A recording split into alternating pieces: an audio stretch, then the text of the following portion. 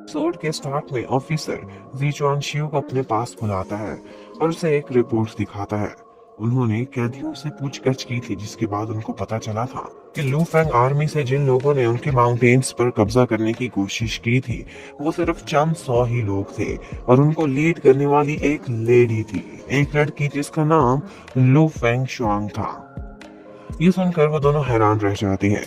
वो कहते हैं कि वो बहुत बहादुर थी, अगर वो हराने में कामयाब हो जाती तो हमारी क्या इज्जत रह जाती, सारी जिंदगी के लिए हम बदनाम होकर रह जाते। और फिर वो जीशियो का थैंक्स भी करता है कि कल तुमने टाइम पर सिग्नल दे दिया, जिसकी वजह से हम बच गए।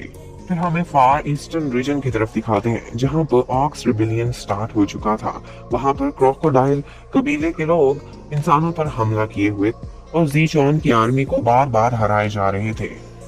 इसी बगावत के बारे में एक दफा डिस्कशन हुई थी और लो मेंगहाई ने कहा था कि बस 30,000 ट्रूप्स वहां पर काफी होंगे, लेकिन वो सारे के सारे 30,000 अब मारे जा चुके थे।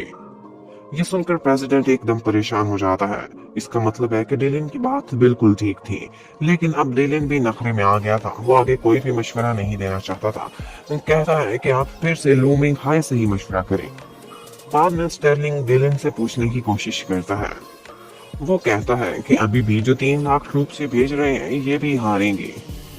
और जहां तक मुझे न्यूज मिली है, हमारी फार ईस्ट में सारी आर्मी पीछे जाकर वॉलन फोर्ट्रेस में बैठ गई है, जबकि वाकई ईस्ट आर्मी ऐसा ही कर चुकी थी।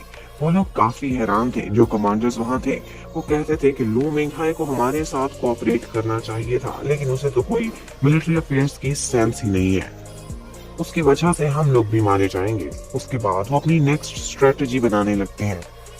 वो लोग फैसला करते हैं कि वो लोग एक दफा पीछे की तरफ जाएंगे और एक डिफेंसिव मोड पर आएंगे। ऑक रेबिलियन को अपनी तरफ आने को कहेंगे और उसके बाद उन पर पूरे ताकत से अटैक करेंगे।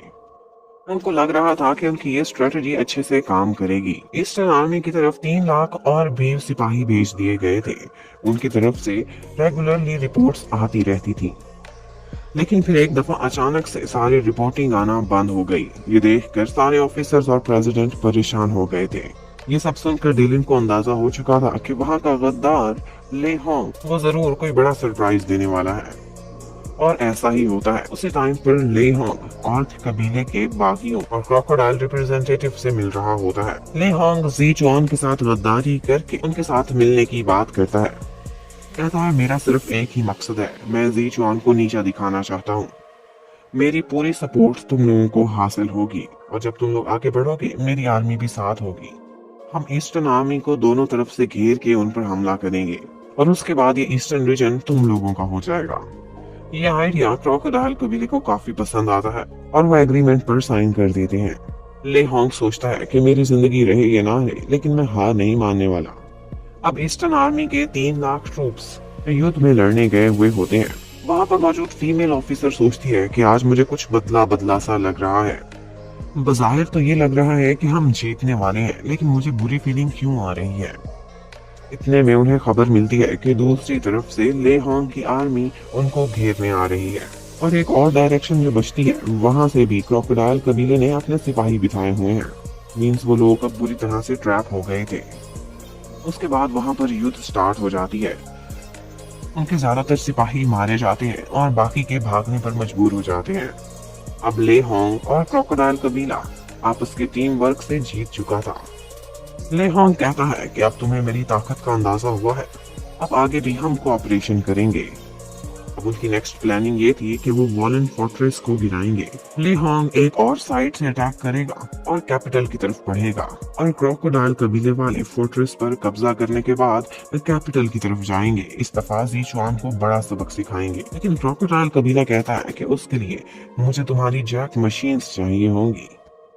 ले होंग मान जाता है। उधर स्टर्लिंग को दिखाते हैं, वो आज प्रिंसेस कार्डा से मिलने के लिए आता है। आनिंग से कहता है कि मैं इससे अकेले में थोड़ी देर बात करना चाहता हूँ।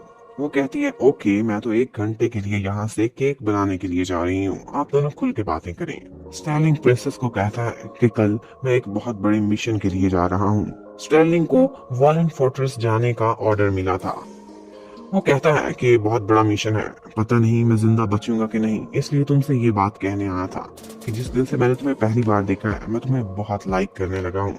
बेशक तुम प्रिंसेस हो और मैं एक मामूली सा सोल्जर, लेकिन मेरी सैलरी इनफ है 2 लोगों के जीने के लिए। और उसको एक गिफ्ट भी देता है।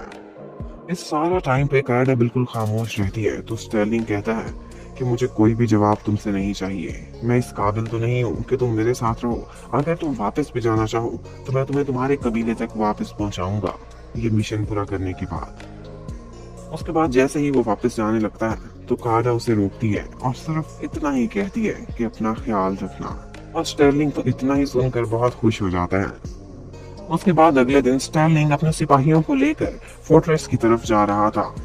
वहां पे पब्लिक भी उनको सी ऑफ करने के लिए खड़ी हुई थी। उसी के बीच प्रिंसेस कार्डा भी सैड सैड सी स्टर्लिंग को जाते हुए देख रही थी। क्रोकोडाइल कबीले ने अब वॉलन फोर्ट्रेस पर हमला कर दिया था।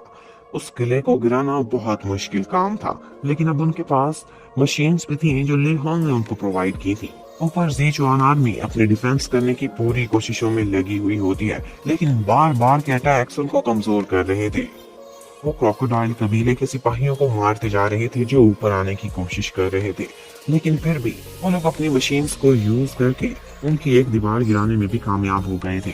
अब ज़ीचुआन आर्मी यही सोच रही थी कि अब जल्द ही अगर सेंटर की तरफ से हमारे लिए सपोर्ट ना आई तो फिर हमारी लाशें ही यहाँ से जाएंगी। और यही वही ये पार्ट खत्म होता है। Thank you for watching.